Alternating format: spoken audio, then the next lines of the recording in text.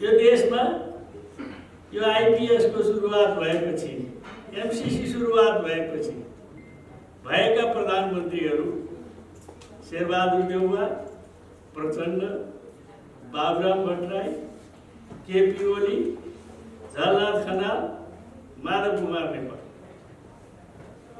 यी 6वटा प्राइम मिनिस्टरहरू भएका छन्। यी 6वटै प्रधानमन्त्रीले तपाईँ तथ्याङ्कलाई हेर्नुभयो भने देख्नुहुन्छ, यसले आफ्ना कार्यकालमा नेपालको लीलामणिजीले भन्नुभएको छ, नेपालको पैसा खर्च गरेर आइपिएस को चाहिँ अड्डा या चाहिँ एमसिसी को अड्डा चलाएको छ। गुम्बाहरू छन्, अरबौं डलर खर्च भएको छ। एकजना चिनिया चाहिँ सैन्य विशेषज्ञले भन्थे, तेरा यी देशमा बनेका गुम्बाहरू के तेरो नेपालीले बनाएको छ? त्यहाँ अत्याधुनिक अमेरिकन हात हतियार छ र तिमीहरू कोही त्यो भित्र छिर्न सक्दैन। मलाई यसो लाग्यो, म कपनमा चाहिँ 1.5 वर्ष बसेँ। अनि के हो त यो भनेर कपनको त्यो मास्तिरको भागमा हरेक दिन जस्तो अध्ययन गर्ने गएँ। बेलुका बिहान बाहिर जान्थेँ। म आश्चर्य भएँ, हामी नेपालीहरूलाई त्यहाँका अधिकांश एउटा ठाउँमा निश्चित समयभन्दा बाहेक कहीँ प्रवेश निषेध छ, कोही पस्न सक्नुहुन्न। उनीहरूका निश्चित मान्छे मात्रै जान्छ। तपाईँ गएर त्यहाँ अध्ययन गर्नुहोस्, अलि 1 हप्ता 15 दिन 1 महिना जति, त्यहाँ त्यो रातो लुगा लगाएर आएका मान्छेहरूको अनुहार हेर्नुभयो भने तपाईँ दङ्ग पर्नु। त्यहाँ कोही नेपाली, मलाई शङ्का लाग्यो। अनि उनीहरूले के पनि भन्थे भने ती ठाउँहरू यस्ता ठाउँमा बनेका छन् जहाँबाट तेरो सैन्य अखाडालाई नेपालको सैन्य सुरक्षा केन्द्रमा सोझै हमला हुन सक्छ। त्यस्ता ठाउँहरू बनाएको छ। चिनियाहरूले पनि त्यो कुराको स्टडी गरेका छन्। त्यसकारण यो एउटा गम्भीर मामला। यी दफाहरू त्यस्ता छन् जहाँ चाहिँ अमेरिकाको कन्ट्रोल हुन्छ। अमेरिकाको नियन्त्रण मन्जुर गर्ने मुलुकहरू बस्ने चाहिँ त्यो दफाहरू छन् देशमा। त्यसकारण ती दफाको कुनै संशोधनको जरुरी पनि छैन। संशोधन हुँदैन। उसको एउटा ग्लोबल इन्ट्रेस्ट अनुसार विश्व साम्राज्यवादको एक ध्रुवीय विश्व निर्माण गर्ने र त्यसलाई काउन्टर दिने शक्तिहरूलाई परास्त गर्न तयार गरिएको योजना हो। हिजो नेटो थियो, आज आइपिएस आएको छ। एमसिसी बारे, यसका दफाहरू बारे अध्ययन पनि गरिसक्नुभयो। त यो उसको दफामा के लेखेको छ, यसको मुख्य पक्ष भन्दा यसको मुख्य पक्ष के हो भन्नु होला भने सोभियत समाजवादको विघटनपछि साम्राज्यवाद, विशेष गरी अमेरिकी साम्राज्यवाद विश्वमा एक ध्रुवीय साम्राज्यवादी विश्व कायम गर्न चाहन्थ्यो र चाहिरहेछ। मैले अलिकति पृष्ठभूमि तपाईँहरूलाई भन्न आँटेको थिएँ। जुन बेलामा सोभियत समाजवाद विश्वको एउटा महाशक्तिको रूपमा साम्राज्यवादका विरुद्ध सामरिक र आर्थिक दुवै क्षेत्रमा चुनौती खडा गर्दै जुधिरहेको थियो। त्यसलाई घेराबन्दी गरेर समाप्त गर्न अमेरिकी साम्राज्यवादको अगुवाईमा युरोपियन देशहरूलाई उसका एलाइहरू खडा गरिए र क्रमशः ती एलाइहरू सैनिक संगठनमा रूपान्तरित भए। तपाईहरु सबैलाई थाहा छ त्यो नेटो एउटा उत्तर एटलान्टिक सन्धि संगठन सैनिक संगठन निर्माण गरेर रुसी समाजवादलाई समाप्त गर्ने र विश्वभर साम्राज्यवादको एक ध्रुवीय विश्व खडा गर्ने जो षड्यन्त्र थियो त्यसमा उनीहरू एक हदसम्म सफल भइसकेपछि अब उनीहरूले दोस्रो क्षेत्र हेर्न थाले। यो एकदमै पुरै साम्राज्यवादी डिजाइन अन्तर्गतकै काम हो कि 20औं शताब्दीपछि 21औं शताब्दीमा विश्व कम्युनिस्ट आन्दोलनको केन्द्र हिजो 20औं शताब्दीमा युरोप थियो भने 21औं शताब्दीमा विश्व कम्युनिस्ट आन्दोलनको केन्द्र चाहिँ एसिया हुने सम्भावना उनीहरूले पहिले नै अनुमान गरेका थिए पनि। र खास गरी विश्वमा शक्तिका रूपमा उठिरहेको चीन जो आज साम्राज्यवादी अमेरिकाको निम्ति उसले कायम राखेको विश्वभर कायम गर्न खोजिरहेको देशवादी आन्दोलनको केन्द्र बन्न सक्ने उनीहरूले सम्भावनाको अड्कल गरेका छन्। यसैलाई रोक्ने मुख्य योजना हो आइपिएस। हामीले बुझ्नुपर्ने कुरा के हो भने यहाँ धेरै यो दफामा के लेखेको छ को लेखेको छ सबै उसको हित जे हुन्छ त्यही लेखेको छ हैन। ती दफाहरू त्यस्ता छन् जहाँ चाहिँ अमेरिकाको कन्ट्रोल हुन्छ, अमेरिकाको नियन्त्रण मन्जुर गर्ने मुलुकहरू बस्ने चाहिँ त्यो दफाहरू छन् देशमा। त्यसकारण ती दफाको कुनै संशोधनको जरुरी पनि छैन, संशोधन हुँदैन। उसको एउटा ग्लोबल इन्ट्रेस्ट अनुसार विश्व साम्राज्यवादको एक ध्रुवीय विश्व निर्माण गर्ने र त्यसलाई काउन्टर दिने शक्तिहरूलाई परास्त गर्न तयार गरिएको योजना हो। हिजो नेटो थियो, आज आइपिएस आएको छ। यो क्रमशः तपाईँ नेटो पनि पहिला चाहिँ यसरी बनेका थिएन, यस्तै एलाइहरू खोज्दै नेटो बनेको जस्तै यो आइपिएस पनि यो एसिया पेसिफिक क्षेत्रको नयाँ नेटो। मलाई लाग्दैन म इस्ट इन्डिया कम्पनी मात्रैमा पनि सीमित छ जस्तो देख्दिनँ म। त्योभन्दा एउटा उपल्लो स्तरमा यसले सोचेको छ र विश्व समाजवादी आन्दोलनलाई रोक्ने, समाप्त गर्ने र विश्वभर एक ध्रुवीय साम्राज्यवादी विश्व खडा गर्ने एउटा रणनीतिक उद्देश्य अन्तर्गत यो आएको छ। अब नेपालको अगाडि यो चुनौती खडा भएको छ। यो एकदम पूर्ण रूपमा पोलिटिकल एजेन्डा हो। तपाईँ यो देशलाई साम्राज्यवादी क्याम्पमा लगेर जोड्नुहुन्छ वा विश्वभरका न्यायप्रेमी जनता, साम्राज्यवाद विरोधी जनता, मुक्तिकामी जनता, मुक्तिकामी राष्ट्र र जनताको पक्षमा नेपाललाई उभ्याउनुहुन्छ। मुख्य प्रश्न यहाँ छ। अहिलेको वैचारिक सङ्घर्ष पनि यही हो। नेपालका साम्राज्यवाद परस्त वर्तमान सत्तासीनहरू, चाहे तपाईँ जोसुकैलाई भन्नुहोस्, यहाँ नाम भन्नै परेन। यो देशमा यो आइपिएसको सुरुवात भएपछि, एमसिसी सुरुवात भएपछि भएका प्रधानमन्त्रीहरू शेरबहादुर देउवा, प्रचण्ड, बाबुराम भट्टराई, केपी ओली, झलनाथ खनाल, माधव कुमार नेपाल, यी 6वटा प्राइम मिनिस्टरहरू भएका छन्। यी 6वटै प्रधानमन्त्रीले तपाईँ तथ्याङ्कलाई हेर्नुभयो भने देख्नुहुन्छ यसले आफ्ना कार्यकालमा नेपालको लीलामणिजीले भन्नुभएको छ, नेपालको पैसा खर्च गरेर आइपिएस को चाहिँ अड्डा या चाहिँ एमसिसी को अड्डा चलाएको छ। त्यसकारण यी साम्राज्यवादका एलाइहरूबाट यो खारेजीको अपेक्षा गर्नु बेकारको कुरा हो जस्तो लाग्छ।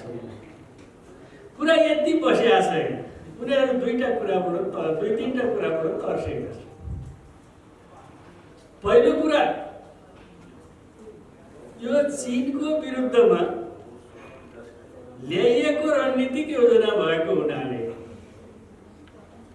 हाम्रो नजिकको छिमेकी चीन बाट हुन सक्ने सम्भावित चुनौती बाट अलिकति यिनीहरू हँसिएर मुन्टो लुकाएर छ। तपाईँलाई थाहा छ सी जिनपिङ जब चाहिँ नि भारतबाट नेपाल आए, भारतमा उनले त्यो बोलेनन्। नेपाल आएर एउटा महत्त्वपूर्ण कुरा बोले कि जसले चीनको एकतामाथि अखण्डतामाथि धावा बोल्ने षड्यन्त्र गर्नेछ त्यसलाई धुलो पिठो पारिदिन्छु कि के भनेर बोलेको छ। किन नेपाल आएर बोल्नु पर्यो त्यो कुरा? गोवामा बोल्नु परेन वा भारतमा? चीनले अलरेडी शङ्का गरेको छ।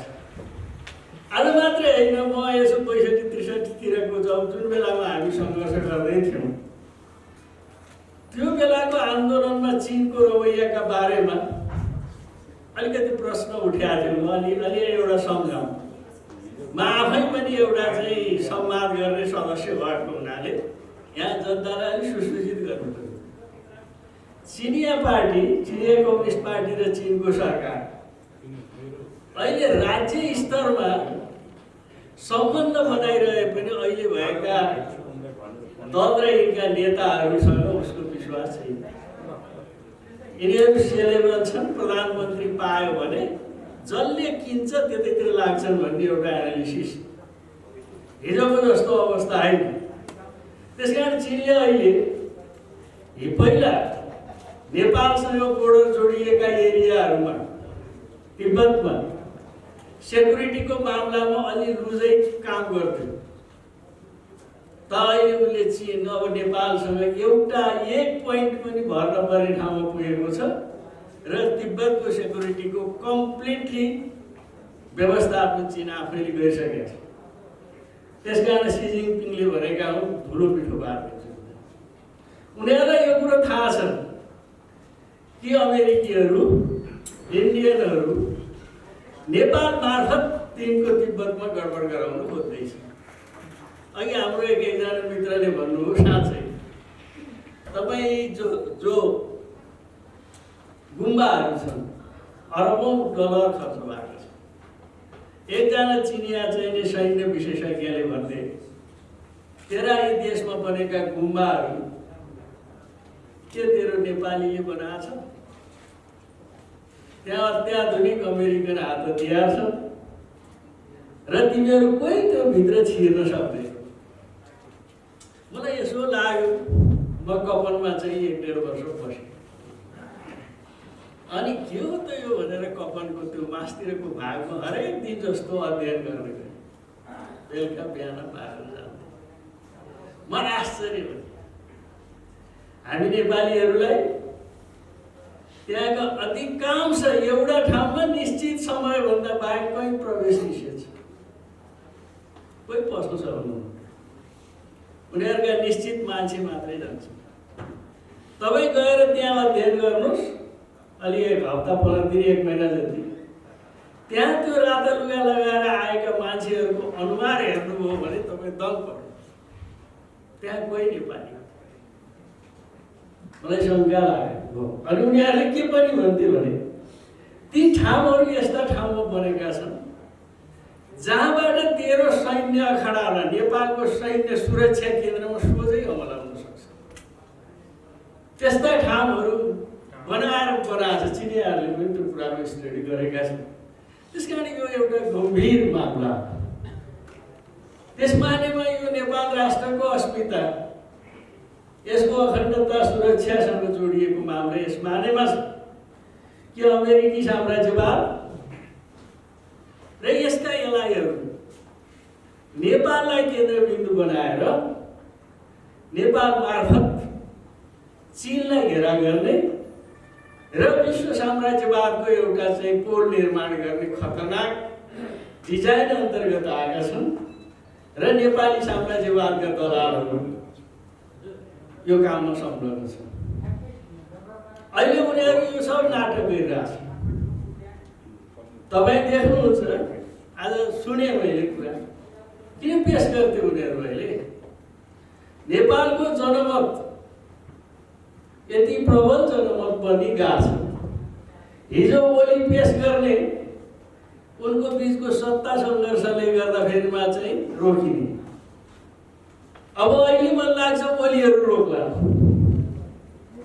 तर यो पास गर्न जरुरी। उनीहरूलाई अब बिस्तारै उनले त्यो बेलामा पास गरेको घोषणा गर्नेछ। र एकजना साथीले भन्नुभएको थियो, जसरी शेरबहादुरले 165 पाए, त्यसै गरी कुनै दिन मध्यरातमा एउटा अनुकूल मिलाएर पासको घोषणा हुन्छ, किनभने कार्यान्वयन भइरहेको छ। सबभन्दा पहिला सरकार र त्यसका पार्टीका नेताहरू यदि साँच्चै यो एमसीसी खारेज गर्ने पक्षमा त्यहाँभित्र पनि जनमत छ भने आजै होइन भोलि भोलि भोलि पर्सि नै त्यो एमसीसी कार्यान्वयन कार्यालय बन्द हुन्छ। त्यसको लागि काम गर्ने कि नगर्ने? एकातिर कार्यालयमा नेपाली अरबौं रुपियाँ लगानी गरेर चलाइरहने, अनि अर्कोतिर चाहिँ यो पास हुँदैन भन्नुको कुनै तर्क छैन। यो अलरेडी हिजो भीमराव के कस्ती भन्दै थियो ठाउँमा, यो त भित्रभित्र पास भइसकेको छ। जग्गा अधिग्रहण भइरहेछ नुवाकोटतिर सारा, अनि एमसीसी लागू नगर्नलाई जग्गा अधिग्रहण हुन्छ। त्यसकारण अहिले पनि नेपाली जनतालाई झुक्क्याएर छलछाम गरेर साम्राज्यवादको चाहिँ एउटा अखडा नेपाललाई बनाउने जो षड्यन्त्र भइरहेछ, हामीले यसबारे अत्यन्त गम्भीर भएर यसको विरुद्धमा सशक्त रूपमा सङ्घर्ष गर्नुपर्ने आवश्यकता आइसकेको छ। र सबभन्दा पहिलो कुरा, यसलाई खारेज गर्नको निमित्त सबभन्दा पहिलो कुरा, नेपाल सरकारले खर्च गरेर चलाइरहेको एमसीसी अड्डा आजै बन्द गर्नुपर्छ। यदि बन्द गर्दैन भनेदेखि यसको नाटकको कुनै अर्थ छैन। मैले भने यो एउटा डरलाग्दो योजना, आइपिएसको एउटा डरलाग्दो योजना हो, जुन दिन नेपाललाई चाहिँ एउटा साम्राज्यवादी पोलमा लगेर उभ्याएर विश्वभरका न्यायप्रेमी जनताको सङ्घर्षको दमन गर्ने साम्राज्यवादको योजनाको एउटा अंश बनाउन नेपाललाई खोजिरहेको छ। त्यसकारण यसबारेमा राजनीतिक रूपले असाध्यै गम्भीर हुन जरुरी छ। अब मैले यो दफा सफाका कुरा धेरै ल्याउन चाहिँदैन, यो खारेज गर्न लायक छ, यो कुनै संशोधन गर्ने कुरै होइन। यहाँ 2-3टा षड्यन्त्र भएको छ। मैले पहिले एउटा कार्यक्रममा नि भन्दै, एमालेका त्यो बेलाका मान्छेहरू, सरकारी पार्टीका मान्छेहरू भनौँ, नेकपा सरकारी नेकपा, उनीहरूको भित्र योजना के छ भने कथित विरोधको नाममा यसलाई झलनाथ आयोग भनेन, झलनाथ कमिसनले दिएको रिपोर्टलाई पार्लियामेन्टले संकल्प प्रस्तावको रूपमा पास गरेर यसलाई अनुमोदन गर्ने यिनीहरूको पहिलेदेखिको मास्टर प्लान हो। एकातिर एमसीसीको विरुद्धमा रहेको जनमतलाई भ्रमित बनाउने विरोध गरेर संशोधन गरे चाहिँ ठिक हुन्छ भनेर केही संशोधनका खाकाहरू पेश गर्ने र त्यो संशोधनलाई लिएर संसदबाट चाहिँ संकल्प प्रस्तावको रूपमा पास गर्ने यिनीहरूको पहिल्यै योजना थियो। मलाई त्यही सरकारी पार्टीका केही ठुलै नेताहरूले मलाई यो कुरा जानकारी गराए। यो योजना मैले हाम्रा कमरेडहरू जो हामीसँगै काम गर्थ्यौँ, मैले त्यही बेला भनेको थिएँ, यसो भनेको छ। अहिले पनि मुख्य रूपमा गर्न खोजिया त्यही छ। यदि यो विरोध चाहिँ जबरजस्ती गइरह्यो भने सुस्त रूपमा चाहिँ यसलाई कार्यान्वयन गर्दै जाने, अहिले सडक तताउने वातावरण चाहिँ बन्न नदिने र अनुकूल अवस्थामा चाहिँ निर्णय गराउने र यो गठबन्धन सरकारको सूर्य छ। अहिलेको शेरबहादुर देउवा जो आफू प्रतिपक्षमा हुँदा समेत यो चाहिँ संसदबाट अनुमोदन गर्नुपर्छ भनेर बहस गर्थे र उनले त्यो दिनसम्म सरकार बनाउन मानेनन् जुन दिनसम्म प्रचण्डले यो पास गर्ने कुरा मन्जुर गरे। त्यस कारणले मित्रहरू यो साम्राज्यवादको एउटा डरलाग्दो योजना अन्तर्गत आएको छ। नेपालको राष्ट्रिय सुरक्षा र स्वाधीनतासँग जोडिएको छ। यति मात्रै होइन, नेपाली जनता, नेपाल देश विश्वभरका स्वाधीनता प्रेमी जनताको पक्षमा खडा हुने वा साम्राज्यवादी क्याम्पमा खडा हुने। अब यो एउटा महत्त्वपूर्ण चाहिँ डरलाग्दो निर्णय गर्नुपर्ने ठाउँमा हामी छौँ। त्यसकारण कुनै पनि हालतमा नेपालको रक्षाको लागि नेपाललाई साम्राज्यवादी पोलमा उभ्याउने कुरा गर्न हुँदैन। त्यसको लागि तपाईँ हामीले जस्तै बलिदान दिनु पनि तयार हुनुपर्ने अवस्था छ। होइन भने भोलि हाम्रो अवस्था अफगानिस्तानको अवस्था हुन्छ। त्यो अवस्था बेलामा पश्चाताप गरेर केही पाइनेवाला छैन। त्यसकारणले म फेरि पनि सबै मित्रहरूलाई अनुरोध गर्छु र माग पनि गर्छु, यो सरकार यो नाटकीय रूपमा चाहिँ अनुमोदन अहिले पेश गर्दिन भन्ने कुरा नगर्नुहोस्।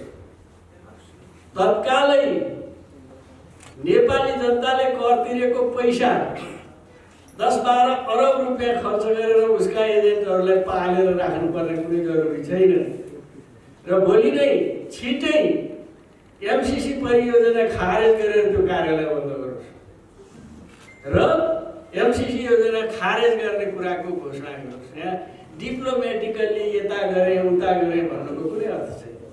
यो जनतालाई अलमल ल्याएर साम्राज्यवादी क्याम्पमा छिराउने एउटा षड्यन्त्र भइरहेछ। हरेक सचेत नेपालीहरूले यसबारेमा गम्भीरतापूर्वक सोच्नुपर्छ र यसको विरुद्ध सङ्घर्ष गर्नुपर्छ। हामी नेपाल कम्युनिस्ट पार्टी र विशेष गरी अहिले हामीले निर्माण गर्न लागिरहेको एउटा रणनीतिक मोर्चा यो एमसिसीको विरुद्धमा नेपाली जनताको साथमा मिलेर जुनसुकै प्रकारको बलिदानपूर्ण सङ्घर्ष गर्न पनि तयार छ। यहाँहरूको साथ र सहयोगको लागि अपिल गर्दै म बिदा हुन्छु। समाजको आवाज.com